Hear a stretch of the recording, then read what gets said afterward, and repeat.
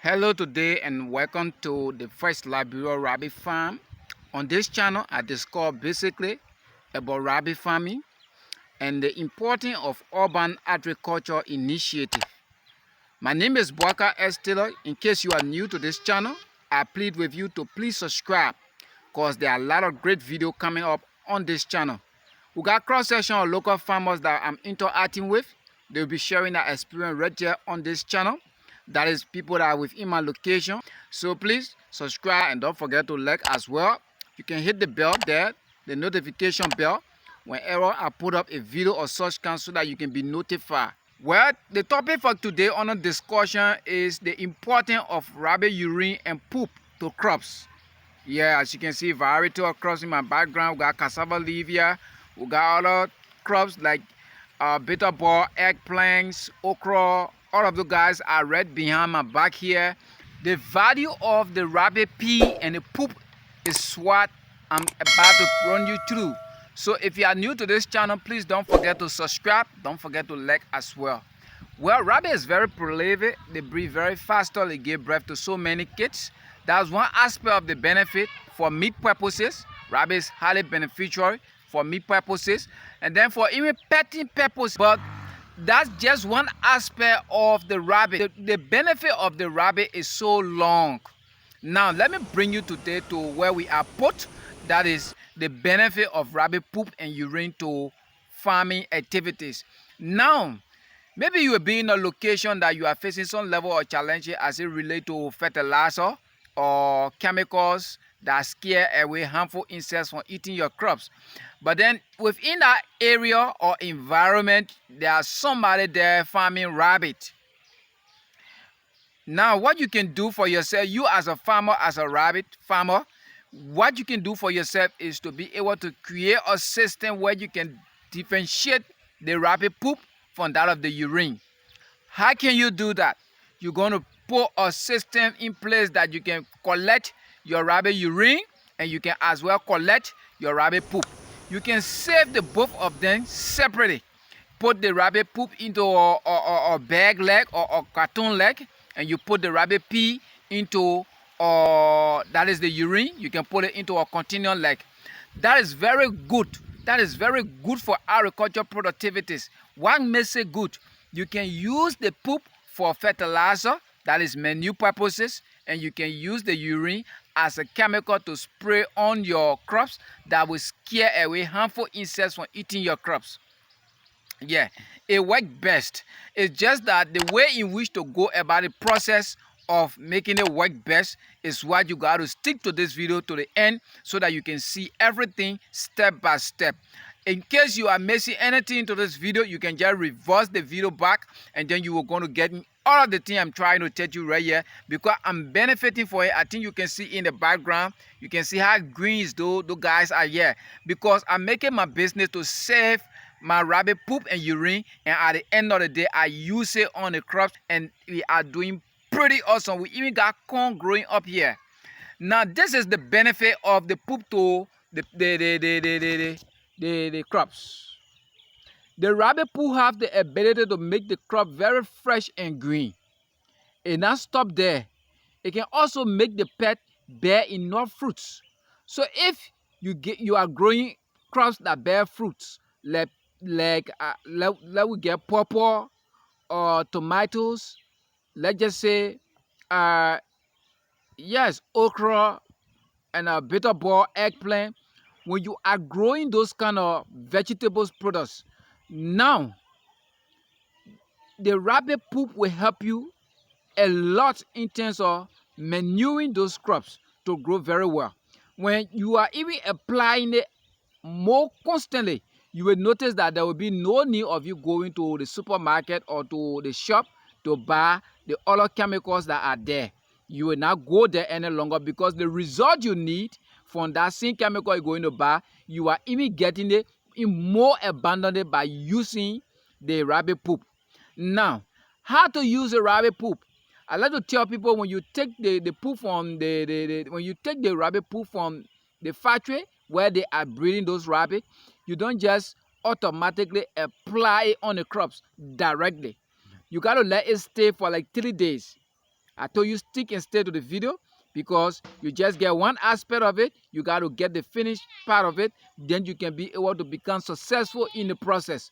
If you don't stick to the end of the video, you might be missing out something, and maybe it might react to your crops. And then at the end of the day, it must be that, yeah, I'm losing my crops because they are dying or they are having some sting. The reason is that stick and stay to this video. Let me end it up with you. Then you're going to see how green, out of the detailed photo you are seeing here and video, you're going to know that it is actually for real that rabbit poop is very, very good in terms of agriculture.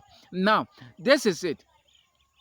You're going to take the rabbit poop, you keep it somewhere for like 3 days. The reason why you are keeping it, when you collected it from the factory, that is from the rabbit farm, when you brought it to your crops, the reason for which you are keeping it for 3 days is to let it get cold. Well, I'm not good at agriculture terminologies, but the reason for which you are letting it to get cold, because there are some level of heat it possesses. That heat means it's very hot. So when you just apply it directly to the pepper or the bitter ball, at the end of the day, you will see the stick, that is the stem of the bitter ball that is standing. It will react to it by burning it. It will burn it, and if that stick is not strong enough or is not holding enough, it's going to kill it. That's why when you get the rabbit poop, you got to let it stay for some days.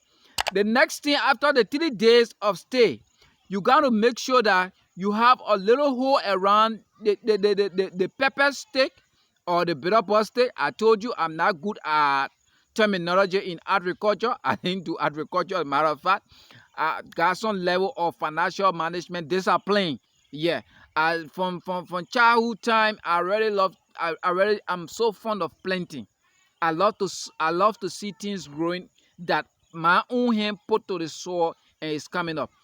Same go to the animals. I love to see myself raising chicken, dog, even dog. I love to see myself into this kind of adventure. So it's not a coincidence today that I'm moving into the process that the way I'm doing. So you got to bear with me, colleagues. You got to bear with me. That's why you see I'm speaking the way you're not getting all the terminology that you're supposed to get from the farm process. But at least the little you can get from me, just keep to it and let me drive in through. So in case you are new here, this is the first Liberia rabbit farm. We discussed basically about rabbit farming, and that is the importance of urban agriculture initiative. But yet, not because we are within the urban setting that we cannot grow the food we eat. No, it's essential for us to grow what we eat and eat what we grow. It is very, very essential. Why if they say China is no longer sending ship to Liberia with rice? Are we going to be starving or eating one another? No. I say to you, no. We got to start engaging into growing our own productivities. And like I'm doing right here, and my family have joined me in the process, and we are growing food. To come back to it, you have to put the poop around the crops and let the crop be in the middle. Then you waste the deck back over it. Once you do that, at the end of the day, you water. The more you watering, the more the poop is decaying. The more the poop is decaying, it's supplying the root of the plants. I told you I'm not good at agriculture, so when you are looking for the kind of terminology you're supposed to hear, probably you may not hear it. When it comes to financial management, then maybe I can tell you about debits, bank balance, all the kind of stuff, voucher, requisition. That's my area. But when it comes to agriculture terminology, I'm not really good. I'm not really good. So I don't want to say something that you will say, whoa, the man I say it again. So please, so bear with me.